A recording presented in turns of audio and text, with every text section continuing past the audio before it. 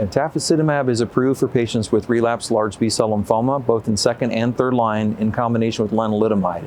And there have been some data presented recently looking at, quote unquote, the real world evidence of use of tafasitamab and lenalidomide.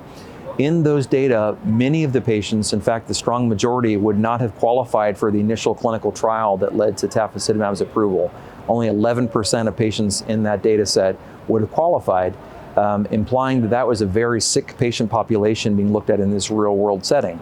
In that, with the caveats of this not being the same population, in that data set of the real world, tafasitamab was not as effective as what was seen on the original L-MIND clinical trial, where the response rate was north of 60% and CRs were very durable.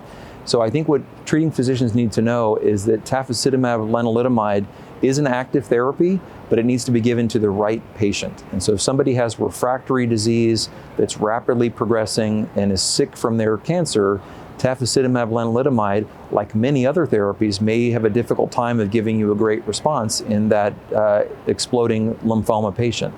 However, if a patient has a relapse at a later time point, so not refractory, or has a relatively low tumor burden, that patient may derive significant benefit from tafasitamab lenalidomide. And so I think it's important to select the right therapy for the right patient. And for tafasitamab lenalidomide, I think it has an important role to play for patients with relapsed large B-cell lymphoma.